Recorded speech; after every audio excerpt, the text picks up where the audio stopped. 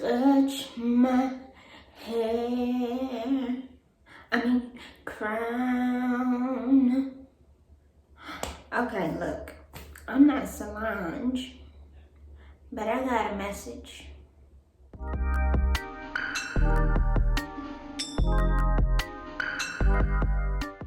What up? It's your girl Nia. And first off, let me apologize for not coming out with anything sooner, being consistent. Cause I always like to have a plan when I sit down and do all this. But let me give you the itinerary of what's going to be covered. First, I'm going to give you a little background information of where I've been with my hair. A quick little history lesson. Don't worry, you ain't got to take notes or nothing. And finally, I'm going to talk about where I am now and accepting my hair, about how I can sit in front of you all. And I got a little peach fuzz, but have no hair.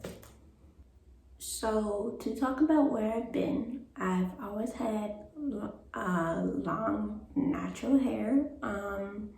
My curl pattern about like a 4A, 4B, and I would wear braids, or like as I got older, I would even do crochet hair and crochet braids. And so in first semester, my sophomore year, I finally did a big chop. And at first I was like, whoa, big chop who? Because I didn't know how I was gonna look with short hair.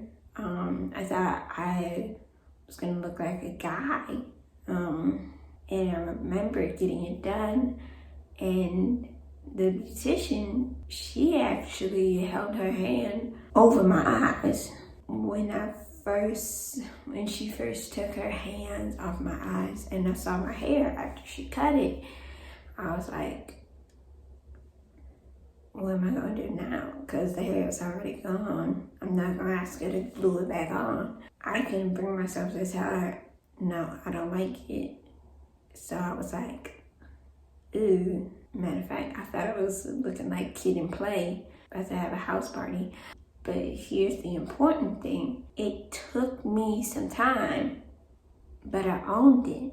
That's the main message. I owned it. Once I got it, you can take the time to be upset, and you can take the time and be like, man, she really did me wrong, cut my hair like this. But in the end, you gotta make the decision of what you're gonna do, and there's no stopping that.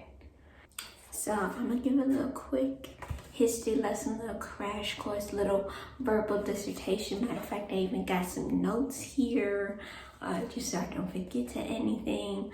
And so we're gonna start off in Africa, where it was elaborate styles that created a foundation, including twists, locks, other knots, that styles that are still worn today. So they built the foundation.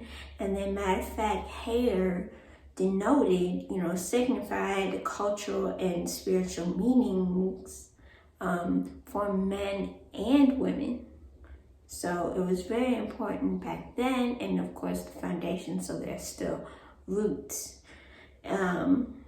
So then moving into slavery, with slaves working out in the field, hair, they didn't have the time to groom themselves, to twist their hair or anything, so the hair became matted. And so that was the origins of scarves and head wraps that people are still wearing today. Of course, the foundation. House slaves, they wore the wigs. And then post-slavery and during the civil rights movement, black hair, black natural hair was called inferior.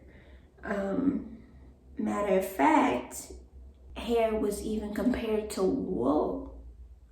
And many whites questioned if it was even real. And so, of course, a lot of things today women are still saying, like, oh yeah, it's real, don't touch it. Now it's like real versus fake hair. You got your natural given hair versus weaves, wigs, and you got your good, the weaves, wigs, straightened, permed, versus the bad, with your natural hair. And then there's the term sellout.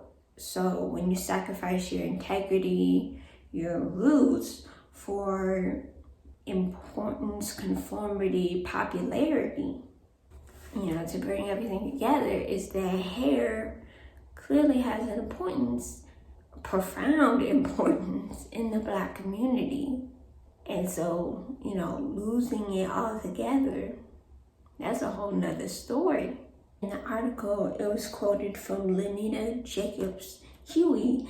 Hair, it may seem like a mundane subject, but it has profound implications for how African American women experience the world. And the article that I read was Black Women, Beauty, Hair as a Matter of Being by Cheryl Thompson. So if hair is a matter of being, if I lost my hair, did I lose myself? So to finally get into my hair loss and my acceptance of it, I can show you all the video of how it came, because first off, it was gradual. The doctor told me, my radiologist doctor, he told me that hair loss is not certain, but you'll see side effects in the second to third week. I got through the second week and I didn't lose nothing. I was like, okay, look at me.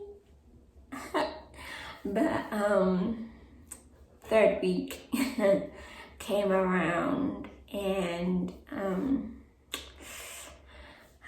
it was like a horseshoe in the back of my head. I was losing it.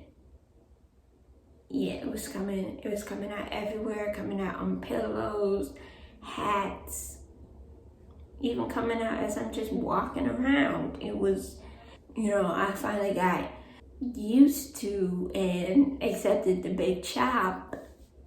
And matter of fact, I had got it cut like many times after big chop, so I would go get lined up and everything. And now I'm losing even more hair. So now, this horseshoe in the back of my head, and then you kind of see a horseshoe in the beginning. I was like, oh no, I can't do this. I can't go out with this horseshoe in the back of my head. So my mom cut it just with shears. And so she cut it, and I was left kind of with a little thick circle at the top of my head. And, just a little hair on the sides. So, after asking the doctor, is it possible, because I wasn't going to continue to wait, to naturally fall off. I didn't want to go around with a circle on my head. So we asked, he was like, oh yeah, you can do that. So my mom cut it, and I can attach the video, not attach it, but show the video, or I can even upload a video. We'll see, go ahead and comment down below if you guys want to see it, how she did it. But yeah, this is the final look. Before I was looking like Kid and Play, but then I accepted it. I was getting lined up. then I had the horseshoe. I was bald. And I was like, what in the world am I going to do? Did it take time, to accept it just like it did with the big chop? But I finally owned it. This is Nia. This is how I'm going to be. Look, I'm bald and I'm proud. So let me just say that I chose not to be defined by one thing. I chose not to be defined by my hair. And other people, other cancer survivors, other patients may make a different choice. They may make a choice to get a wig, scarves, and that's all they'll wear. But whatever choice you make, own it, because that's who you are. And yes, we may take some time to accept it. Things are gonna happen. But whatever decision you make, own it, because that is who you are. But it's not only who you are. There's so much more. Salon said, don't touch my crown. They said the vision that I found. Don't touch my pride. The glory is all mine. See, not being defined by one thing, a queen is still a queen no matter what her crown looks like. No matter, if it falls off, if it's looking a little dirty, a little rusty, she's still a queen. The crown is important. Yes, it signifies power, authority, royalty. But the queen is still a queen, whether she's got the crown or not. You may not see my crown, but let me tell you that it shines so bright. So whatever crown I choose to wear, whether it be a scarf, a wig, a cap, or me just going bare, don't touch my crown.